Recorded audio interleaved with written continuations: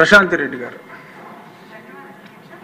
అధ్యక్ష, ఆంధ్రప్రదేశ్ పారిశ్రామిక అభివృద్ధి కోసం ఉమ్మడి ఆంధ్రప్రదేశ్ నేటి వరకు అన్ని రకాల ఇండస్ట్రీస్ రావడానికి, ఉపాధి అవకాశాలు పెద్ద ఎత్తున రావడానికి ముఖ్యమంత్రి నారా చంద్రబాబు నాయుడు గారు చేసిన కృషి ఎవరు మర్చిపోలేరు అధ్యక్ష.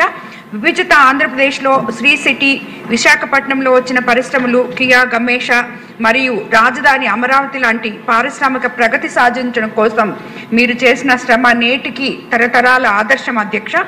నేడు ఇండస్ట్రియల్ శాఖ మంత్రిగా దేశ విదేశాల నుండి పరిశ్రమలు తీసుకొచ్చి ఉపాధి అవకాశాలు పెంచడం కోసం లోకేష్ గారు చేస్తున్న కృషి ధన్యవాదాలు తెలుపుతున్న అధ్యక్ష. పారిశ్రామికంగా ఎదుగుతున్న ఆంధ్రప్రదేశ్లో కోవూరు నియోజకవర్గంలో పరిధిలో పరిశ్రమల స్థాపన కోసం అనేక అవకాశాలు ఉన్న విషయం మీ దృష్టికి తేవాలి అనుకుంటున్నాను అధ్యక్ష. యువత భవిష్యత్తు బాగుండాలి, ఉపాధి అవకాశాలు కోసం ఇఫ్కో నిర్మాణం కోసం రైతుల నుంచి మనం సుమారు 2776 ఎకరాల భూమి ఇఫ్కో కర్మాగారం కోసం ఇచ్చున్నారు అధ్యక్ష. రైతులు ఇఫ్కో కర్మాగారం రాకపోవడం వలన అదే భూమి ఇఫ్కో కిసాన్ సెస్గా మార్చడం జరిగింది అధ్యక్ష.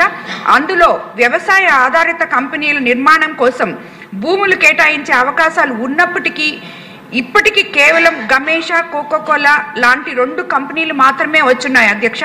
అదేవిధంగా అధ్యక్ష, కృష్ణపట్నం పోర్ట్ మరియు నేషనల్ హైవేకి దగ్గరగా కోవూరు నియోజకవర్గ పరిధిలో ఉన్న షుగర్ ఫ్యాక్టరీ భూములు కూడా ఇప్పటి వరకు నిరుపయోగంగా ఉన్నాయి అధ్యక్ష. ఆల్రెడీ ఇది ముఖ్యమంత్రి గారి దృష్టికి, ఇండస్ట్రీస్ మినిస్టర్ గారి దృష్టికి కూడా తీసుకురావడం జరిగింది అధ్యక్ష.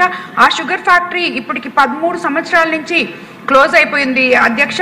అదేవిధంగా అక్కడ పనిచేసిన ఎంప్లాయీస్ ఎంతో మంది చనిపోతున్నారు అధ్యక్ష. వాళ్ళకి మనం ఇవ్వాల్సిన బకాయిలు ఇచ్చి ఆ 126 ఎకరాలని కూడా మనం రాబోయే రోజుల్లో ఎంఎస్ఎంఈ పార్కులకు కానీ ఏపీఐసి వాళ్ళతో కానీ మాట్లాడి ఉపయోగించుకోవాలని చెప్పి కూడా నేను కోరుకుంటున్నాను అధ్యక్ష.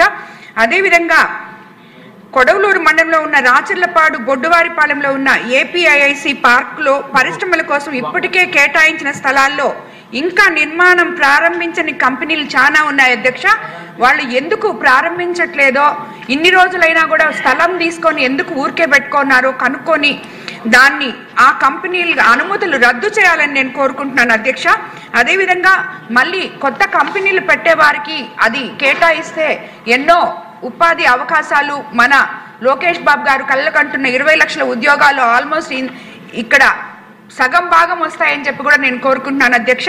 అలాగే ఇక్కడ ఉన్న సాంకేతిక సమస్యలు, లేఅవుట్, మార్కేజ్ అనుమతులు వంటి సాంకేతిక సమస్యలు ఇంకా చాలా ఉన్నాయి అధ్యక్ష. అవి కూడా పరిష్కారం చేయాలని చెప్పి ప్రభుత్వం దానికి ముందుకు రావాలని చెప్పి కోరుకుంటున్నాను అధ్యక్ష. ఈ కారణంగా అనేక పెద్ద పరిశ్రమలు వెనక్కి వెళ్తున్నాయి అధ్యక్ష. పరిశ్రమలు వేగవంతమైన స్థాపన ఆలస్యం అవుతుంది అధ్యక్ష. ప్రభుత్వం సానుకూల దృక్పథంతో ముందుకొచ్చి అడ్డంకులుగాను తొలగించగలిగితే ఎంతో మంది పారిశ్రామికవేత్తలు, ఎందుకంటే మనకి కృష్ణపట్నం పోర్ట్ కానీ ఇప్పుడు రాబోయే దగదత్తి ఎయిర్పోర్ట్ కానీ అన్ని దగ్గరున్నాయి, హైవేలో ఉన్నాయి ఈ భూములన్నీ. కాబట్టి ఇది ఎంతో మందికి ఉపయోగపడుతుందని చెప్పి నేను కోరుకుంటున్నాను అధ్యక్ష. అందువల్ల we request government need to take immediate action అధ్యక్ష. యువతకు ఉద్యోగాలు మరియు ఉపాధి అవకాశాలు ఇవ్వాలి అని చెప్పి మనం ఏదైతే ప్రయత్నం చేస్తున్నామో దానికి మా కోవూరు కాన్స్టిట్యున్సీలో ఉన్న స్థలాన్ని మొత్తం ఉపయోగించుకోవాలని చెప్పి కోరుకుంటున్నాను అధ్యక్ష. మీ ద్వారా ధన్యవాదాలు అధ్యక్ష. Thank you. పల్లె సింధూరారెడ్డి గారు.